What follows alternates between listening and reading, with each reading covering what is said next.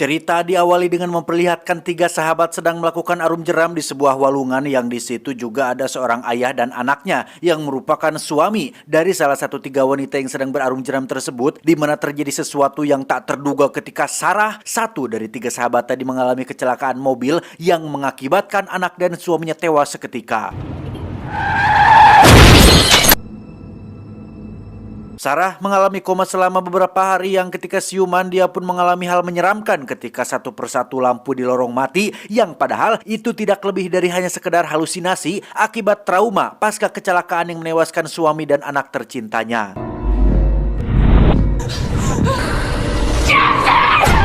Dan inilah janda yang malang. Loh, dan inilah The Dashcam.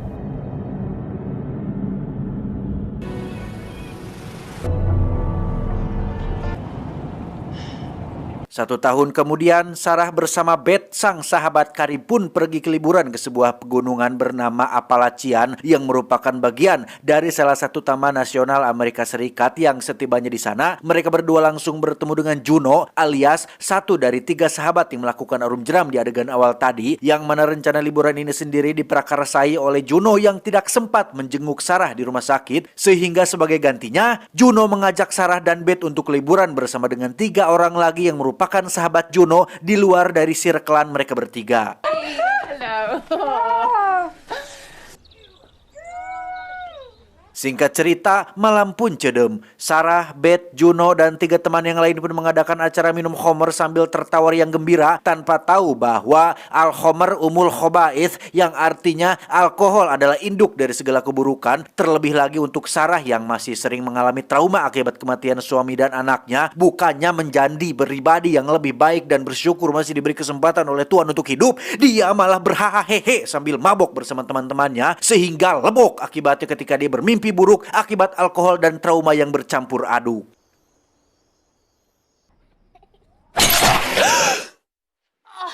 Keesokan paginya, Juno yang paling bersemangat di antara yang lain pun buru-buru membangunkan Beth dan Sarah untuk segera pergi ke tempat yang menjadi destinasi mereka berada di sini. Yang sebelum pergi, Sarah dan kawan-kawan pun memutuskan untuk foto bareng sebagai kenang-kenangan mereka pernah liburan bersama.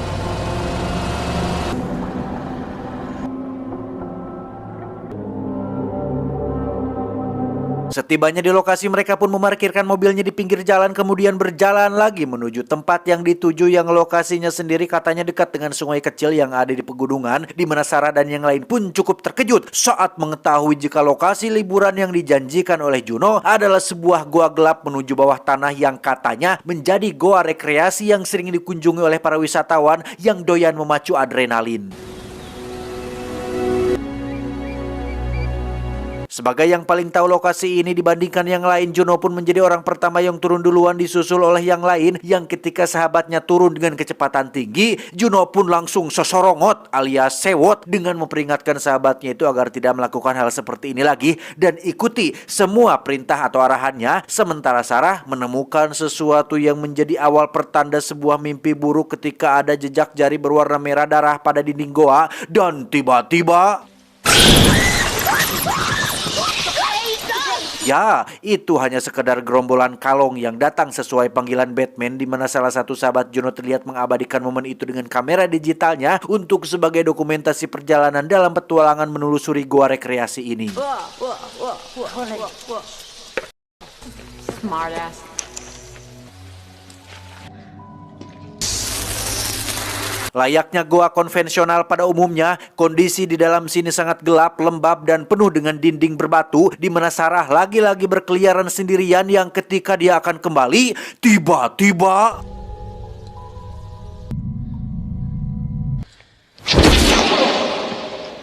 Ya, ini adalah jumpscare kedua yang sangat tidak berfaedah, sehingga turunkan ekspektasi Anda ketika mengira jika ada hal yang horor atau menyeramkan selama mereka berada di sini. Saat sedang sarapan itulah, Juno secara pribadi meminta maaf kepada Sarah yang tidak sekali-sekali acan pernah menjenguknya ketika di rumah sakit, yang mana ide untuk menelusuri goa ini adalah sebagai bentuk permintaan maafnya kepada Sarah, berharap kesedihan dan traumanya bisa segera pulih dan cenghar seperti dulu lagi. Satu teman Juno pun tak sengaja menemukan rute baru berupa lubang kecil yang hanya cukup untuk satu orang saja, di mana Juno yang melihat hal itu pun bergegas mengajak yang lain untuk masuk. Padahal rute ini tidak ada di dalam peta, yang hal itu sempat dipertanyakan oleh Sarah juga. Tetapi Juno yang lebih berpengalaman dalam hal pergoaan dan pernah ngalap emas di Kalimantan pun pernah mengatakan jika petualangan tidak bisa dikatakan petualangan apabila belum mencoba sesuatu yang tidak ada di dalam peta atau buku. Careful.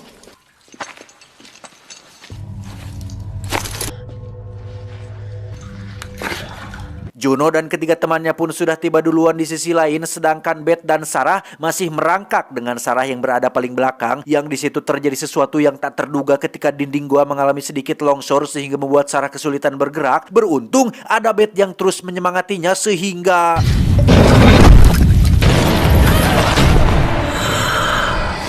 ya, celakalah Juno ketika nekat membawa 5 nyawa temannya ke dalam sini dengan satu-satunya jalan keluar yang sekarang sudah tertutup, yang ketika mereka meminta Juno untuk periksa lagi petanya, Juno pun akhirnya jujur bahwa peta tersebut dia sengaja tinggalkan di kabin karena dirasa tidak berguna. Yang alangkah terkejutnya mereka semua saat mendengar perkataan Juno yang jujur bahwa goa ini bukanlah goa wisata yang ada di dalam buku, melainkan goa baru yang belum dipetakan, belum pernah dikunjungi siapapun, dan belum diberi nama sama sekali. Don't try and justify this. Form Caverns was a tourist trap. Don't try and pin this. Niat Juno sebenarnya baik, ingin supaya Sarah lah orang yang memberikan nama untuk gua baru ini sebagai ganti atas ketidakmunculannya saat Sarah sedang dalam kondisi terpuruk selama 1 tahun ini. Tetapi jika seperti ini caranya, ya sarua jeung bohong atuh. Terus sekarang gimana, Caduk? We all lost something in that crash. Singkat cerita, mereka akhirnya menemukan jalur lain yang ketika salah satu teman berjalan terlalu terburu-buru,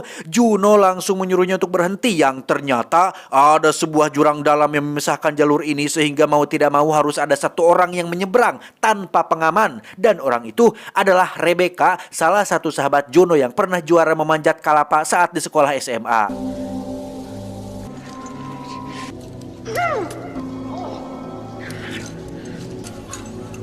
Rebecca berhasil melakukannya sehingga yang lain hanya tinggal ngagantung dan menyorosod menggunakan tali pengaman, yang ketika semua sudah diseberang, Juno yang paling terakhir pun kembali ngide dengan akan memanjat seperti yang dilakukan oleh Becca, karena katanya sayang jika talinya harus ditinggalkan begitu saja dan dikhawatirkan nanti akan butuh lagi, yang mana seperti sudah ada tebak, Rebecca pun mengalami kesulitan saat sudah setengah jalan dan tiba-tiba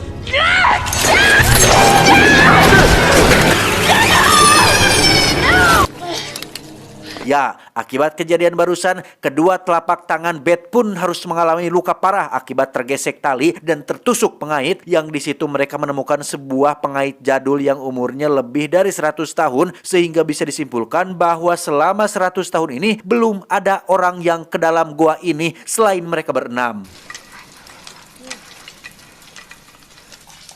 Hey, there's something down here. Disitulah mereka menemukan lukisan gunung yang menunjukkan adanya 2 jalan masuk dan 1 jalan keluar, sehingga kemungkinan mereka untuk keluar menjadi cukup tinggi atau besar, yang ketika senter mulai meredup, Juno pun meminta pemantik atau korek api pada salah satu temannya, yang ketika si teman merasa tersinggung oleh sikap Juno yang tidak berterima kasih acan, si teman pun nyelonong begitu saja hingga membuatnya jatuh ke dalam lubang. Come on, come on. Akibatnya, si teman pun harus mengalami patah tulang betis yang sangat parah dan membuat mereka semua harus melakukan tindakan medis darurat dengan akan memasukkan tulangnya yang nongol keluar agar kembali ke dalam kakinya.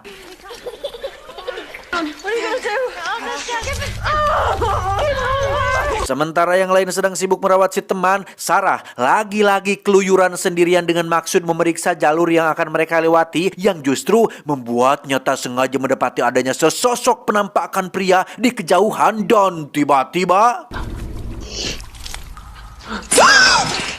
untuk kesekian kalinya, Juno menjadi sumber jumpscare dalam sepanjang hidup Sarah, di mana Juno tidak mempercayai apa yang Sarah lihat barusan dan menganggap itu hanya halusinasi akibat tekanan ekstrim yang sedang mereka alami. Masih dengan pemantik milik si teman, Juno pun berada paling depan untuk menerangi yang lain, yang karena jangkauan cahayanya tidak cukup, dia pun menggunakan inframerah pada kamera digital untuk melihat sekitar. Yang alangkah terkejutnya mereka semua ketika melihat tulang belulang binatang yang jumlahnya ratusan terkumpul di dalam sana dan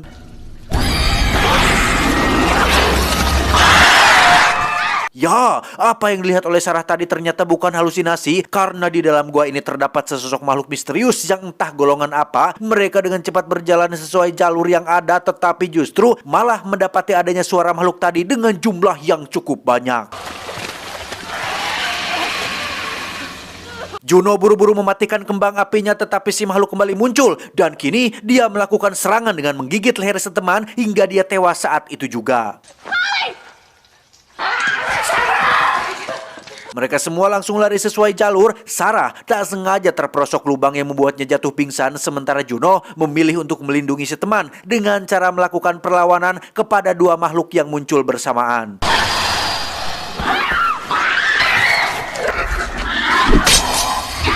Ketika satu makhluk kabur sambil membawa tubuh si teman, Juno pun masih riweuh bertarung dengan makhluk yang satunya lagi, dan luar biasanya Juno berhasil membunuh makhluk tersebut menggunakan kalung miliknya. Namun tiba-tiba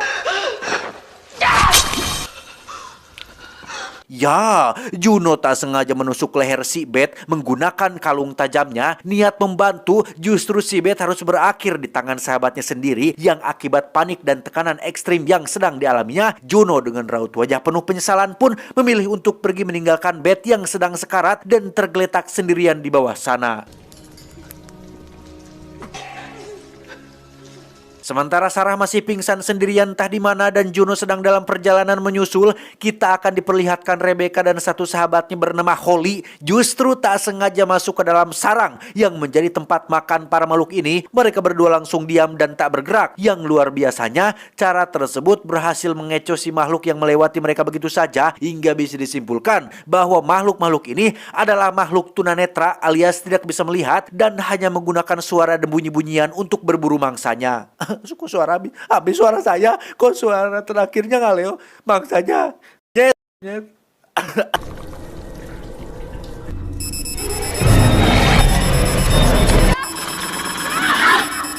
Selesai dengan ketegangan barusan, Rebecca dan Holly pun kembali melanjutkan perjalanan yang sepertinya jalan menuju keluar sudah dekat. Namun satu makhluk berhasil menghadang mereka berdua dan ya, Juno datang tepat waktu dan lagi-lagi berhasil membunuh satu makhluk. Juno terpaksa berbohong saat mengatakan jika Beth sudah mati digigit oleh makhluk tunanetra ini. Padahal kita semua tahu bahwa dialah pelakunya, meskipun memang tidak ada unsur kesengajaan ya. Dengan fakta bahwa ada banyak tulang belulang binatang di tempat ini sudah jelas pasti ada jalan keluar untuk para makhluk ini bisa berkeliaran di malam hari. Yang ketika Rebecca dan Holly mengajak untuk segera pergi, Juno memilih untuk bertahan sebelum bisa menemukan Sarah, karena bagaimanapun juga mereka berdua adalah sahabat baik ketika keluarganya masih hidup. I'm not leaving without Sarah. Beralih ke Sarah yang sudah siuman, dia rupanya terjatuh ke dalam lubang yang menjadi tempat penyimpanan stok makanan para makhluk ini, yang secara kebetulan dia menemukan Beth masih hidup dengan kondisi yang sudah sekarat. Yang sebelum kematiannya, Beth akhirnya jujur tentang sebuah rahasia besar mengenai si Juno, yang ternyata dulu sebelum terjadinya kecelakaan, Juno dan mendiang suaminya sempat memiliki hubungan spesial dan sempat pernah beberapa kali melakukan hubungan layaknya suami istri, tepat di rumahnya, tepat di atas ranjangnya, mandi di toiletnya, sikat gigi pakai sikat giginya, odolnya juga. Sehingga alasan lain kenapa Juno meninggalkan Beth sekarat kemungkinan besar adalah sebuah kesempatan emas untuk Juno bisa melenyapkan nyawa satu-satunya orang yang mengetahui tentang rahasia besarnya tersebut. Tepat saat Beth menemui ajalnya, muncullah satu makhluk yang hampir saja menggigitnya. Namun beruntung, Sarah saat ini sedang emosi, yang berkat emosi itulah dia dapat dengan mudah membunuh si makhluk. Yang tak lama setelah itu, muncullah makhluk lain yang muncul sehingga Sarah memilih untuk lari, yang justru membuatnya tak sengaja terjatuh ke dalam kubangan air yang bercampur dengan darah segar. Yang di situ Sarah dengan emosi seorang janda malang pun lagi-lagi berhasil bertahan, bahkan berhasil mengelabui satu makhluk lagi yang melewatinya begitu saja.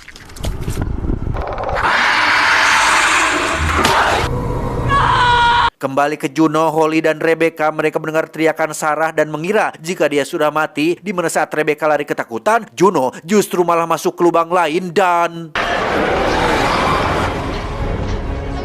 Ya, Rebecca yang sedari awal ketakutan pun nekat memanjat dinding batu dengan tali yang masih kurang sehingga ketika satu makhluk muncul, dia pun harus tewas meski sempat menjatuhkan makhluk tersebut. Tak hanya Rebecca, Holly pun ikut diseret juga sehingga Juno terpaksa lompat ke dalam air yang di situ si makhluk rupanya belum mati dan Juno berhasil membunuhnya di dalam air. Dia pun lalu memanjat dan berhasil diselamatkan oleh Sarah yang datang tepat waktu.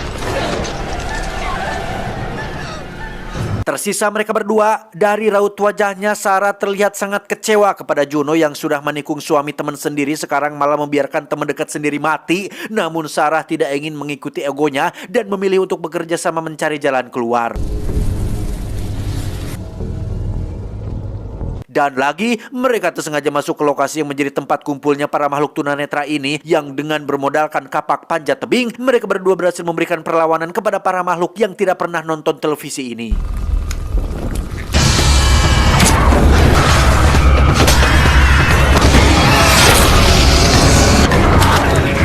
Saat sudah selesai itulah Sarah pun memandangi Juno sambil menunjukkan kalung yang digunakannya saat membunuh Beth, di mana kalung tersebut rupanya adalah pemberian dari mendiang suaminya, sehingga dengan semua kelakuan buriknya, Juno pun mendapat karma ketika Sarah menghantam kakinya menggunakan kapak dan meninggalkannya sendirian tepat saat makhluk lain bermunculan.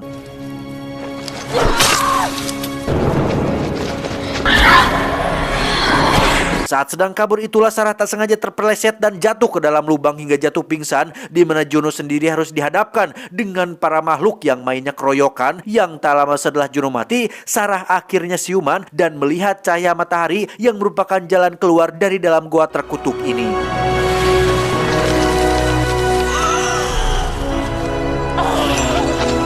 Dengan cepat Sarah meninggalkan hutan ini, namun tiba-tiba dia menghentikan mobilnya untuk menangis karena serasa tak percaya dengan apa yang sudah terjadi. Tak percaya jika sudah dihianati teman sendiri. Tak percaya jika dia membunuh teman dengan tangannya sendiri. Dan tiba-tiba... Ya, alangkah terkejutnya kita semua yang menonton saat mengetahui jika keluarnya Sarah dari gua ini tidak lebih dari hanya sekedar mimpinya saat jatuh pingsan tepat sesaat setelah Juno mati, sehingga kisah masih belum berakhir karena ada film keduanya yang akan tayang di tahun 2009 yang akan lalu. Tamat ending yang cukup mengentangkan. Mirip seperti film Fall tahun 2022 yang menceritakan sahabat yang ingin bermaksud baik mengajak liburan, tahu-tahunya si sahabat nikung pasangannya dan si yang ditikung mengalami halusinasi atau semacam mimpi buruk. Bedanya kalau film Fall terjebaknya di atas tower tinggi, kalau ini di dalam goa. Untuk makhluk goa ini sendiri saya tidak tahu persis apa makhluk itu, tetapi berdasarkan hasil riset tim IQ7, kemungkinan besar mereka adalah manusia goa yang berevolusi akibat hidup di dalam tempat yang gelap dan sempit sehingga bentuk fisiknya menyesuaikan dengan lingkungan. Tapi ya secara keseluruhan entahlah, hanya Pak Karni Ilyas yang tahu. Pesan yang bisa kita ambil dari film ini adalah orang yang melanggar aturan adalah sampah, tapi orang yang mengkhianati temannya sendiri itu lebih dari sampah di jarian. Ingat, beberapa orang akan menusukmu dari belakang, kemudian bertanya, kenapa kamu berdarah? Saya John, mewakili jajaran direksi IQ7 mengucapkan terima kasih dan sampai jumpa di video selanjutnya. Adios, behel emas tukang seblak. Cuau. Berat, suara saya habis guys. Terus teriak saya ini. Terlalu, apa ya namanya, terlalu bersemangat. Tapi ya, demi menghibur teman-teman semua, saya teriak-teriak seperti ini itu demi agar film yang dirangkum itu beradrenalin, tidak playa-playa seperti orang lain. Duh, sudah lama saya tidak tidak merangkum film yang beradrenalin seperti John Wick atau apa gitu, si Boyka, karena belum nemu film yang seru. Coba dong teman-teman di komentar ya, di kolom komentar, ayo berikan request film yang, tapi jangan film yang berbau drama ya. Film yang benar-benar full action gitu. Apalagi yang harus saya rangkum. Soalnya saya juga merasa kekurangan adrenalin.